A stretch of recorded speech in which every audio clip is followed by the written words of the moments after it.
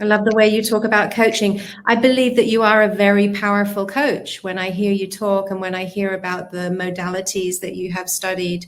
So I'm just wondering, you do have a coaching business and you've talked about your coaching clients. What are some challenges that you've faced setting up your coaching business? A few come to mind, and I'm just struggling with which one do I tell you first? I think the first one of the first ones is the fact that people still confuse coaching with therapy.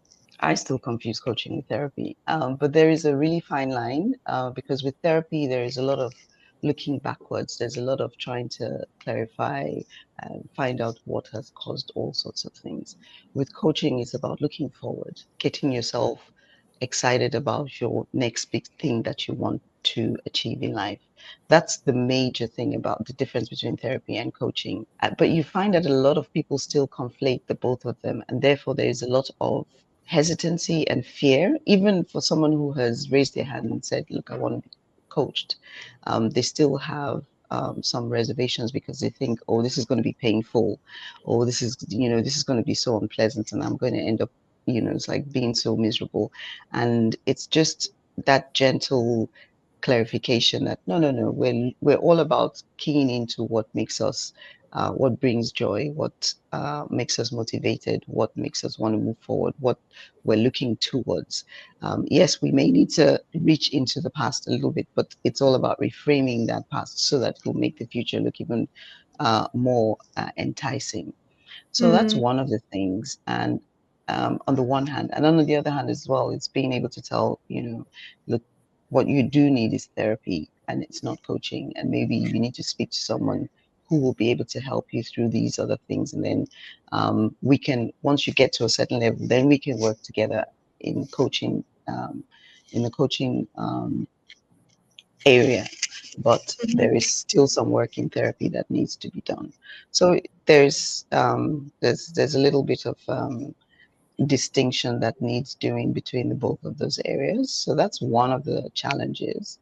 mm, Um, Another challenge is sometimes you have people that come expecting you to fix them, and it's just trying to, it's like I may have raised my hand, but it's I haven't reached the point where I'm ready to take responsibility yet for my life.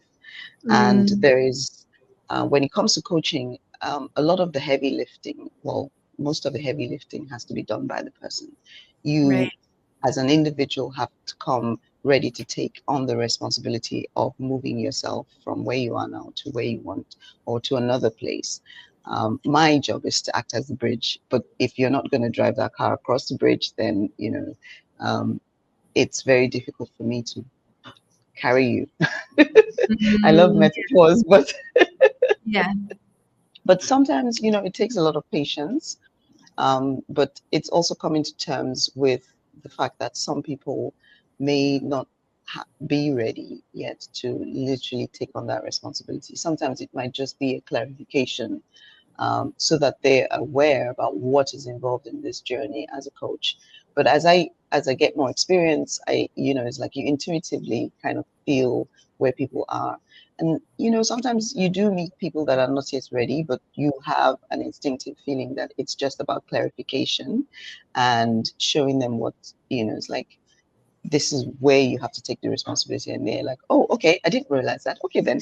And they end up picking up the responsibility and doing the work, um, Mm. even though they came expecting you to fix them. But it's just those tiny little distinctions that you have to make.